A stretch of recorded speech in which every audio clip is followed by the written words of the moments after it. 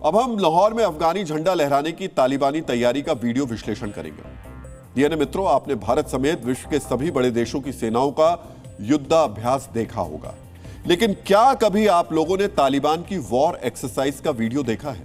आपका जवाब शायद नहीं में होगा, लेकिन आज आप तालिबानियों को फाइटर जेट्स और ड्रोन उड़ाते देखेंगे और लाहौर में अफगानी झंडा लहराने का ऐलान करते सुनेंगे, जिससे पाकिस्तान भी डरा हुआ है। डीएनए मित्रों, पाकिस्तान के इस डर को समझने के लिए पहले हम एक बुनियादी बात समझ लेते हैं।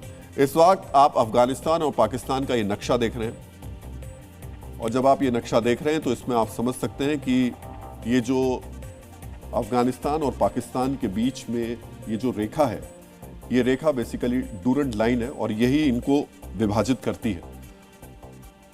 और ये विभाजन जो हुआ था वो 1893 में हुआ था, यानी ये लाइन जो तैयार हुई थी। लेकिन इसके बाद की जो महत्वपूर्ण बात है वो ये है कि अफगानिस्तान में लाहौर और काबुल, अफगानिस्तान में काबुल और अगर पाकिस्तान में लाहौर की बात करें तो इन दोनों के बीच की दूरी बहुत कम है और तालिबान ने जो कहा है वही सबसे महत्वपूर्ण है। नक्शे को गौर से देखिए, इसमें अफगानिस्तान की राजधानी काबुल दिखाई दे रही है, जो मैं आपसे बात कह रहा था, और लाहौर दिखाई दे रहा है। अब जरा डिस्टेंस देखिए आप, काबुल का लाहौर से डिस्टेंस सिर्फ 150 किलोमीटर दूर है, बहुत कम दूरी है। तालिबान ने धमकी दे दी है, और धमकी नहीं दी है, बाकायदा इसका रोड मैप बना लिया है कि वो सीधे अब कैसे काबुल से आके लाहौर में झंडा फहराएगा।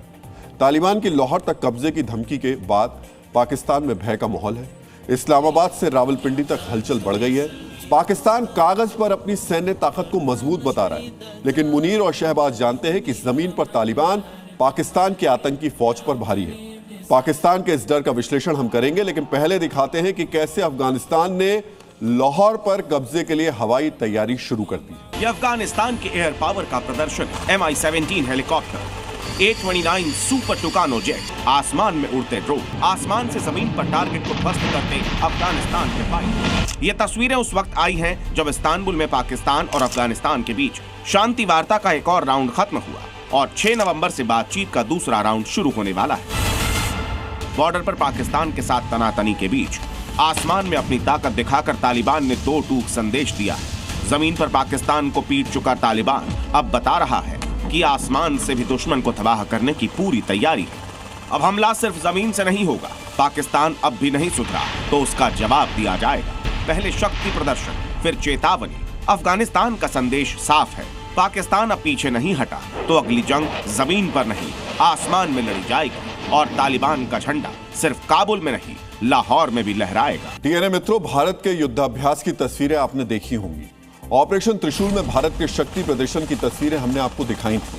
आपने अमेरिका, रूस और दुनिया के दूसरे देशों की वॉर एक्सरसाइज की तस्वीरें भी देखी होंगी, लेकिन यह पहली बार है जब आपने अफगानिस्तान के युद्धाभ्यास की तस्वीरें देखी। बेशक ये वॉर एक्सरसाइज महाशक्तियों के मुकाबले थोड़ी फीकी है, लेकिन पाकिस्तान को डराने के लिए तालिबान की यह तैयारी ही काफी है। इसकी वजह भी समझिए। ज्यादा दिन नहीं हुए जब शहबाज और मुनीर अफगानिस्तान को कमजोर आंकते थे। मुनीर को अपनी सैन्य ताकत पर इतना भरोसा था कि उसे लगता था कि अफगानिस्तान से जंग हुई तो चंद घंटों में पाकिस्तानी फौज काबुल तक पहुंच जाएगी। यही खुशफहमी पाकिस्तान को अपनी एयरफोर्स को लेकर भी है। डीएनए मित्रों, अब हम आपके साथ एक दिलचस्प आंकड़ा शेयर करना चाहते हैं।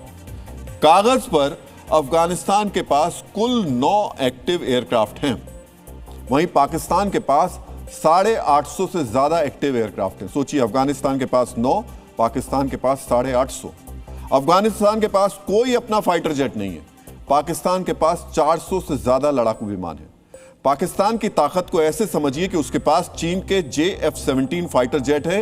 ये 1350 किलोमीटर तक मार कर सकते हैं, जबकि अफगानिस्तान की लंबाई सिर्फ 1200 किलोमीटर है। यानी पूरा अफगानिस्तान पाकिस्तान की एयर पावर के निशाने पर है। अफगानिस्तान के पास कुछ पुराने MI-17 और MI-8 हेलीकॉप्टर हैं, वहीं पाकिस्तान के पास कई आधुनिक हेलीकॉप्टर हैं। इसके साथ ही पाकिस्तान के पास में शाहपर 2 और बायरकतार TB2 जैसे विध्वंसक ड्रोन भी हैं। अफगानिस्तान के पास कोई एयर डिफेंस सिस्टम नहीं है, यानी अफगानिस्तान पाकिस्तान के हवाई हमले को रोक नहीं सकता, जबकि पाकिस्तान के पास चीन का एयर डिफेंस सिस्टम मौजूद है।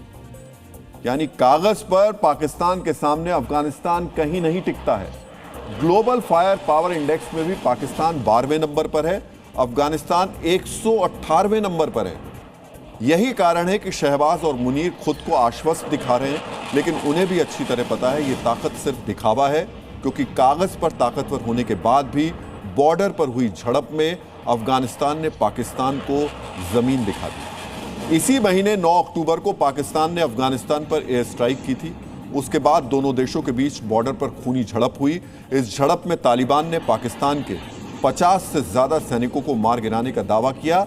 यहां भी कागज पर पाकिस्तानी आर्मी मजबूत थी, लेकिन जमीन पर तालिबान भारी पड़ा। अब अफगानिस्तान ने अगली जंग के लिए अपनी एयर ताकत को मजबूत करना शुरू कर दिया है। यही पाकिस्तान की असली टेंशन है।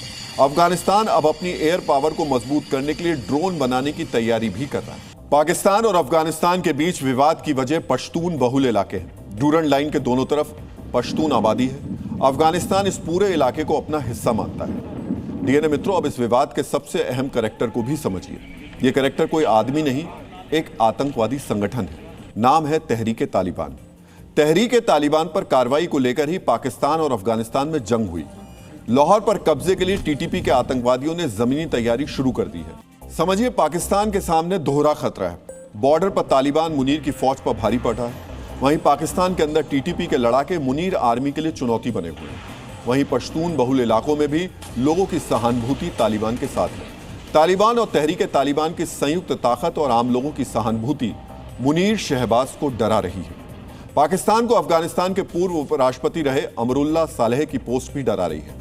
सालेह ने अपनी पोस्ट में 2017 में काबुल में हुए धमाके का जिक्र किया है। उन्होंने याद दिलाया कि 2017 में हुए धमाके में 700 से ज्यादा अफगान नागरिक मारे गए थे।